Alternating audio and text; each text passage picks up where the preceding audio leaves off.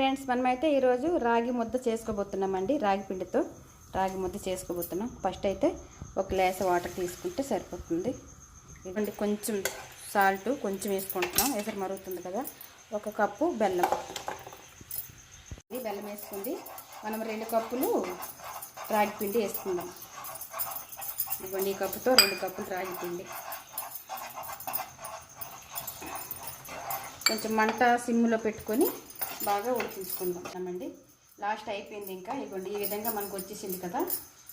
ఇది చాలా టేస్ట్ ఉంటుందండి. అప్పుడు మన అమ్మమ్మలు నానమ్మలు వాళ్ళందరూ తిన్నారు కాబట్టి అంత హెల్దీగా ఉన్నారు. ఇది మంచి హెల్దీదండి. మన నడుము నొప్పి అటువంటితో బాధపడుతుంటప్పుడు ఇది వారంలో ఒకసారి 3 సార్లు చేసుకుని తింటే చాలా సూపర్ టేస్ట్ ఉంటుంది. రెడీ అయిపోయండి, చాలా బాగా వచ్చాయి. చూసారు కదా, చాలా సూపర్గా వచ్చాయి. దాంతో మటన్ గ్రేవీ, చికెన్ ఫ్రై దీనికైతే కరెక్ట్ సెట్ అండి. మంచి హెల్దీ ఫుడ్. మీ అందరు కూడా ఒకసారి ట్రై చేయండి. నచ్చితే లైక్ చేయండి, సబ్స్క్రైబ్ చేసుకోండి.